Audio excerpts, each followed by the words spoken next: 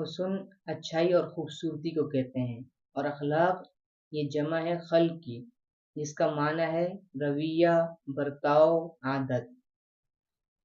یعنی کسی کے ساتھ اچھے رویہ، اچھی عادات کو حسن اخلاق کہا جاتا ہے۔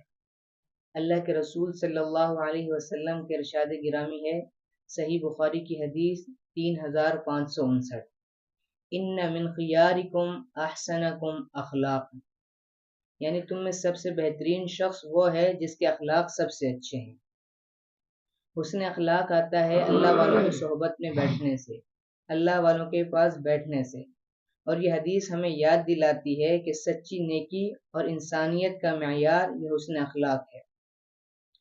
حسن اخلاق صرف اچھے رویے یا خوش خلقی کا نام نہیں، بلکہ یہ ایک ایسا عمل ہے جو دل کی نرمی، زبان کی شائستگی سے ظاہر ہوتا ہے۔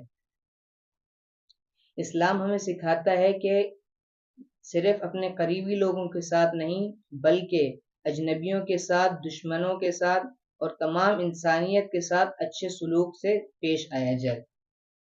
دوسروں کے لیے آسانیاں پیدا کریں، دوسروں کی مدد کریں، دکھ درد میں شریک ہوں، غصے پر قابو رکھیں، نرمی اور صبر کو اپنا شعار بنائیں، معاف کرنے کا جذبہ رکھیں تاکہ اس کا صلہ بروز قیامت اللہ تعالیٰ کی قربت اور جنت میں دخول کی صورت میں ظاہر ہو۔